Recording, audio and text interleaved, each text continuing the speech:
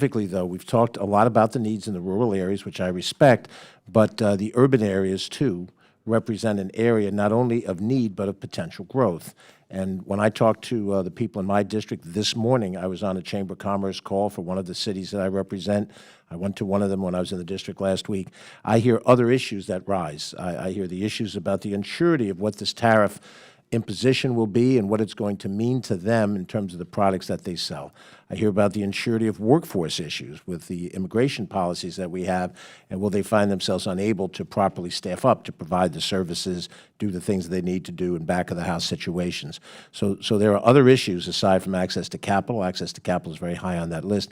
And just very simply, one question which I'd appreciate each of you commenting on: how do you see the challenges and the strategies necessary to incentivize small businesses in urban settings? And we know that there are large businesses. I have them in my home county. I was county executive for 7 years, well aware of those businesses and the equivalent ones that exist in Silicon Valley and so forth.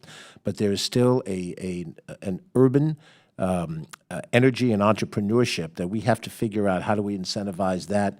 It might fall into the category of women or minority, but it may or may not. But they are in an urban environment. And so I'd appreciate your thinking on it. I'll start with Mr. Cimino, and I appreciate each of you commenting. First, I really commend you on your comments of, I know we were all joking around, but yes, it's very much a united front here. I think to drive more capital is key, as we've discussed. But I think the other component of capital, and I completely understand your point of, like, it's not just about capital, but when we see investment come in through private sources, they often turn into partners. And so the SEC has recently talked about businesses that accept investment from either venture or PE are 12% less likely to fail.